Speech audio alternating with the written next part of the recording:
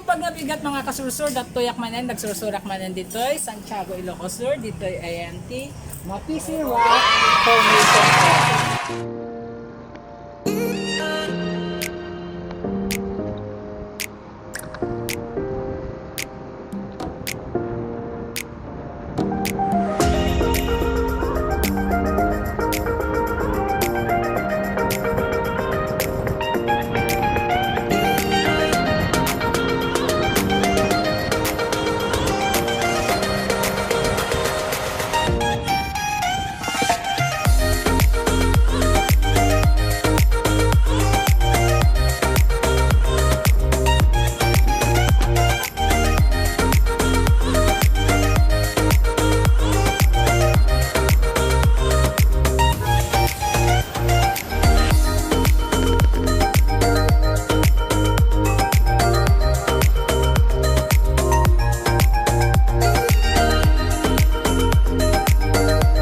Malapit na po tayo.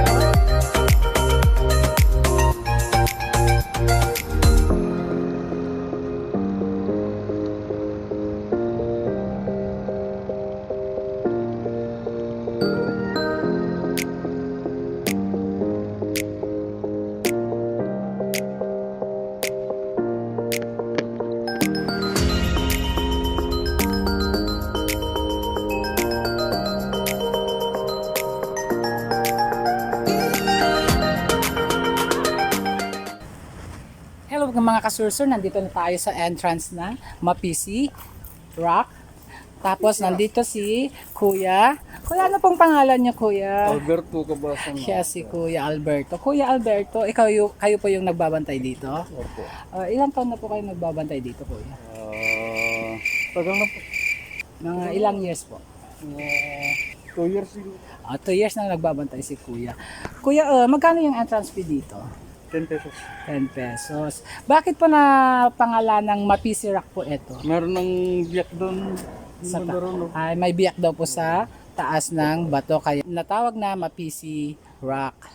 Kaya guys, tara na't ating tuklasin dito sa loob ng Mapisi Rock. Bye-bye! Bye-bye! Tuyak manan, nagsursurak manan dito'y Santiago, Ilocos Sur, dito'y INT, Mapisi Rock formation po. Dito, as you can see, bawal po ako masok pag walang face mask or face sheet. Pero from now is face mask is okay na. Kaya let's go, tara na guys!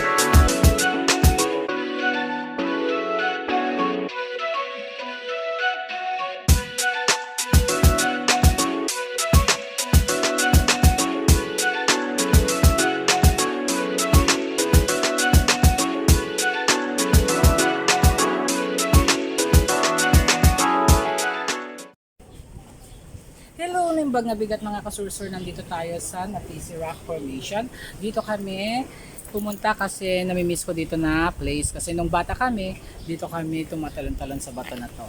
Dito kami nagpupunta, nagsuswimming-swimming kasama ang aming mga pamilya. Kaya guys, tara na't ating tuklasin yung iba't ibang rock dito sa Mapisi Rock Formation. Kasursur, nandito na tayo sa Mapisi Rock Formation.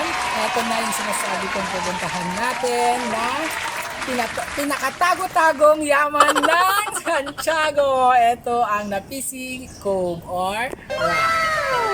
Bye!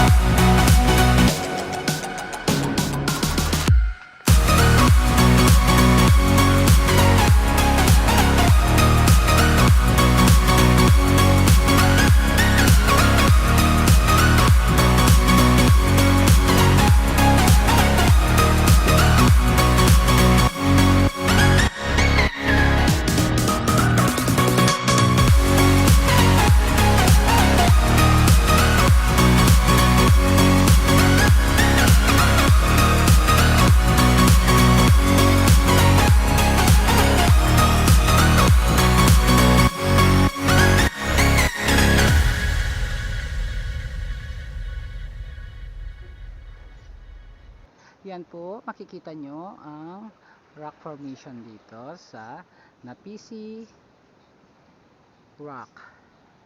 Kaya siguro tinawag na Mapisi is, in Tagalog is nabiyak na bato. Ayan. Kaganda dito guys, napakaganda. Napakalinis yung tubig.